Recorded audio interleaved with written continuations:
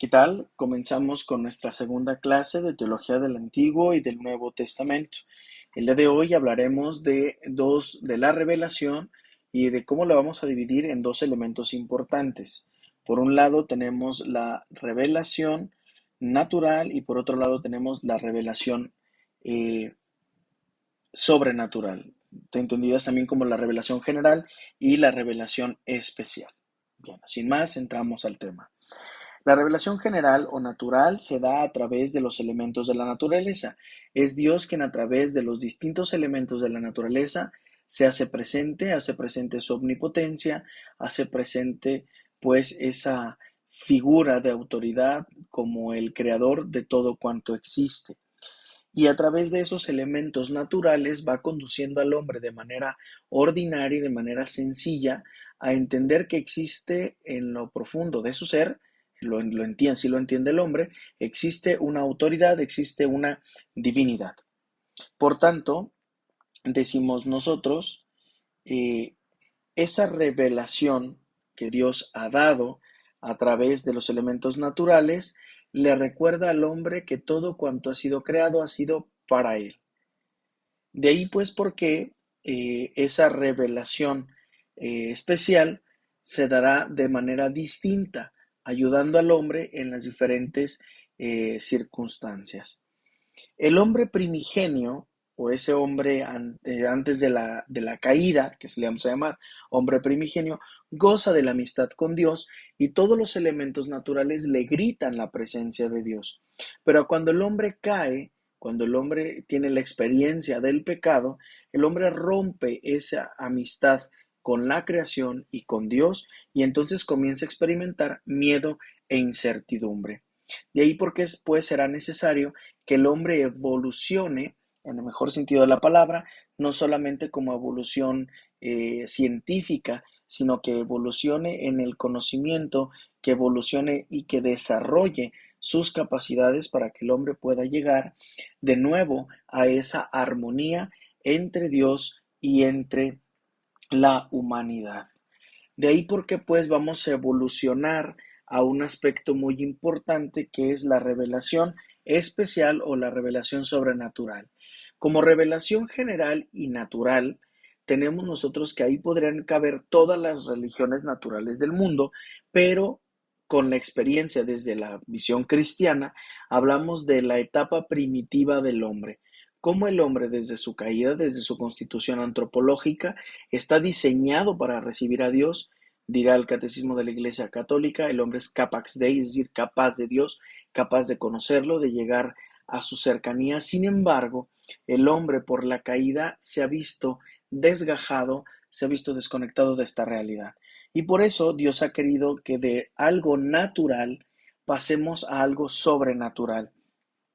Y esta revelación sobrenatural, Dios la hará a través de teofanías, es decir, a través de diferentes aspectos que le ayudan al hombre a descubrir precisamente que eso que está en la naturaleza, que él determina como algo poderoso, tiene nombre, es una persona y se ha revelado.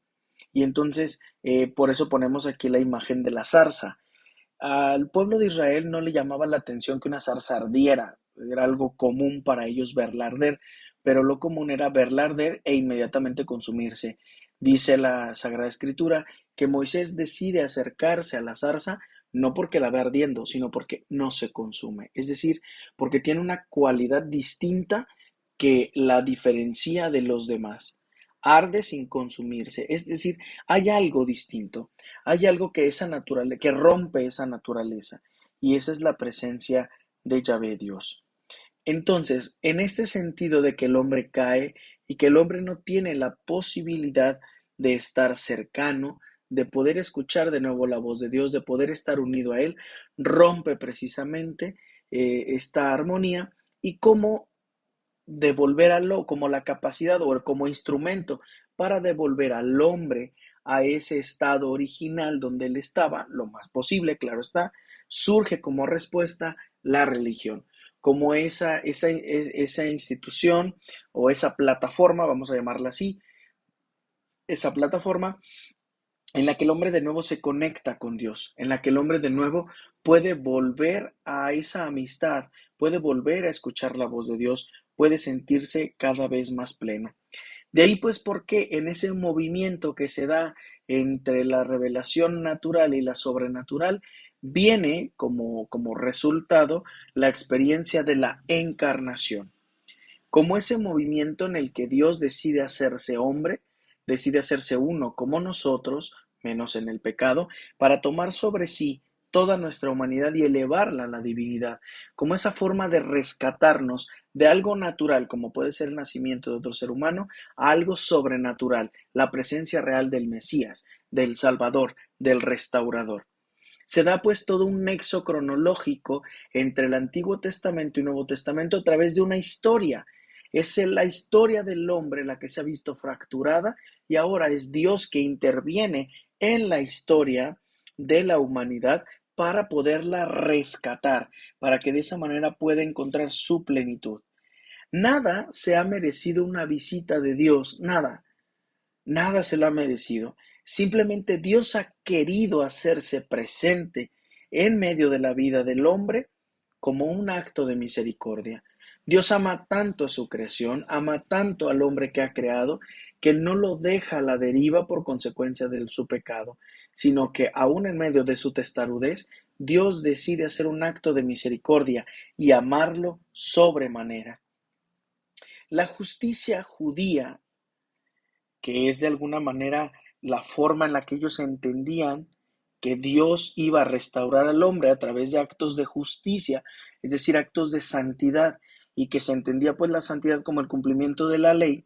La justicia judía o el cumplimiento de la ley solamente derivaba en un aspecto eudemónico, o sea, de la eudemonía, es decir, este concepto griego de buscar el bienestar propio, la salud propia, es decir, que la salvación, la redención o la redignificación se podría lograr solamente por mis propias fuerzas.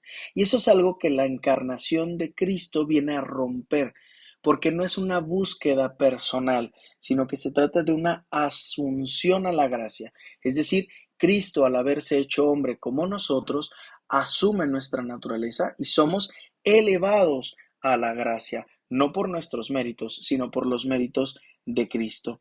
De ahí pues que Israel, al cumplir la ley, tiende a volverse un aspecto de, Señor, ya cumplí, pues ahora tú me debes. Y como te he cumplido al pie de la letra de la ley, me debes también al Mesías. O sea, estás obligado a mandarme un Salvador. Y esa es la experiencia que viene a traernos la encarnación. No es que Dios no haya tenido de otra más que mandarnos al Salvador, no, sino que Dios, viendo que el hombre se ha perdido cada vez más, viendo que el hombre ha logrado desfigurar su rostro, que la segunda persona de la Santísima Trinidad decide acercarse al hombre por los medios naturales para convertir esos medios naturales en sobrenaturales y entonces elevar ese don, esa gracia que el hombre ya tenía de manera, digámoslo, humana, de manera ordinaria, a don y gracia obtenidos precisamente por la presencia de Dios. De ahí porque pues tendrán que surgir más adelante figuras o elementos necesarios para que pueda el hombre acercarse a escuchar su voz. En el Nuevo Testamento lo harán a través del Hijo de Dios, a través de la persona de Jesús. Pero en el Antiguo Testamento surgirán otros mecanismos, otros medios y otras personas por medio de las cuales entrará en ese diálogo.